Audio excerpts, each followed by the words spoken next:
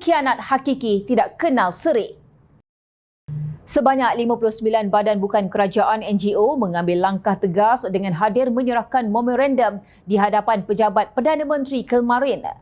Memorandum yang dianjurkan kumpulan rakyat Malaysia yang peduli dan prihatin KRMYPP itu antara lain menjunjung ketegasan yang di-Pertuan Agong YDPA Al-Sultan Abdullah Riyatuddin Al-Mustafa Billah Shah yang menolak sebarang cubaan bagi mengalihkan pentadbiran kerajaan persekutuan. Ura-ura komplot dan percubaan menjatuhkan kerajaan yang sah dan mempunyai legitimasi ini ternyata mengganggu keselesaan dan ketenteraman rakyat. Ia dapat dilihat sebagai pengkhianatan kepada aspirasi rakyat pasca PRU15 dan suatu penghinaan terhadap keabsahan kerajaan perpaduan yang telah dibentuk atas perkenan yang di-Pertuan Agong dengan diterajui Perdana Menteri Datuk Seri Anwar Ibrahim, kata memorandum itu. Tambahnya, kerajaan perpaduan yang baru dibentuk sejak setahun lalu itu dilihat sedaya upaya melaksanakan tugas mengembalikan kestabilan sosio-politik, pembaikan ekonomi dan peningkatan taraf hidup rakyat. Oleh yang demikian, sebarang usaha mengganggu-gugat kestabilan perjalanan pentadbiran negara melalui jalan selain pilihan raya umum yang diadakan selepas tamat tempoh pentadbiran kerajaan adalah tidak wajar dan mesti dihentikan, kata KRMYPP. Hakikatnya, kata badan penggerak itu, majoriti rakyat mahukan pentadbiran kerajaan memberi tumpuan kepada usaha pembangunan negara dan reformasi institusi di samping memfokuskan kepada pertumbuhan ekonomi secara holistik.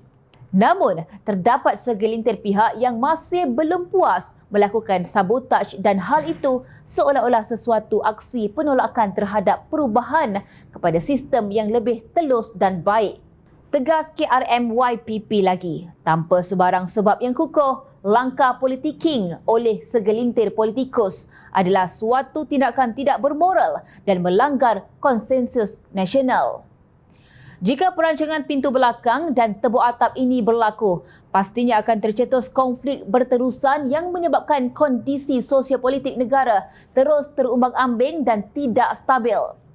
Malah negara juga semakin bergoncang, seterusnya menjauhkan lagi kepercayaan rakyat dan komuniti global termasuk para pelabur daripada kerajaan yang tidak dipercayai, ujar mereka.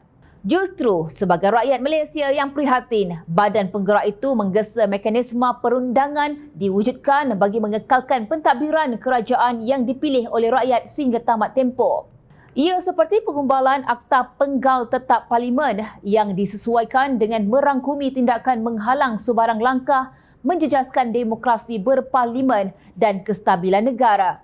Semua ahli parlimen harus berkhidmat untuk kesejahteraan rakyat dan negara serta wajib menjauhi sebarang cubaan berniat jahat menjatuhkan kerajaan yang sah, kata kenyataan itu lagi.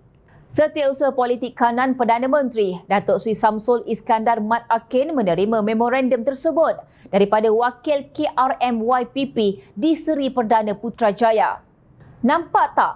Jelas sekali ketegasan yang di-Pertuan Agong YDPA Al-Sultan Abdullah Riyatuddin Al-Mustafa Billah Shah yang menolak sebarang cubaan bagi mengalihkan pentadbiran kerajaan persekutuan. Namun bagaimana mungkin para pemakan dedak pembangkang begitu aktif menabur fitnah dan mereka cerita berkaitan istana negara? Kebal sangatkah mereka di sisi undang-undang? Ketua Polis Kuala Lumpur, Dato' Alauddin Abdul Majid mengesahkan pihaknya menerima laporan berkaitan dakwaan oleh aktivis Perikatan Nasional PN, Cikgu Bat. Kononnya 3 wakil parti berkenaan telah dipanggil menghadap Yang di-Pertuan Agong di Istana Negara pada hari Isnin lalu. Kes itu akan disiasat dan dikendalikan oleh Unit Siasatan Jenayah Terkelas Bukit Aman, katanya yang dipetik bernama kemarin. Terdahulu, tersebar di media sosial satu salinan laporan polis oleh pihak Istana Negara terhadap Cikgu Bat atau nama sebenarnya Badrul Hisham Syarin berhubung dakwaan 3 wakil PN dipanggil menghadap Yang di-Pertuan Agong. Laporan tersebut dicatatkan dibuat oleh Pegawai Perhubungan Akhbar Istana Negara Muhammad Husni Yusof di Balai Polis Travers pada 22 Januari lalu. Tindakan itu susulan kenyataan Cikgu Bat dalam sebuah klip video berdurasi 52 saat menerusi aplikasi TikTok bernama Alias Official. Saya selaku pihak Istana Negara Kuala Lumpur menafikan dakwaan oleh lelaki tersebut iaitu Cikgu Bat dan ia merupakan satu kenyataan yang tidak tepat. Tujuan saya membuat laporan ini untuk mengambil tindakan lanjut daripada pihak polis berkaitan video tersebut, petik laporan itu yang tersebar di media sosial. Sewajarnya pemfitnah seperti ini tidak lagi dibiarkan sesedap mulut membuat pelbagai tumahan dan fitnah sehingga ketenteraman awam dan kestabilan negara disabotaj dengan sewenang-wenangnya tanpa rasa bersalah.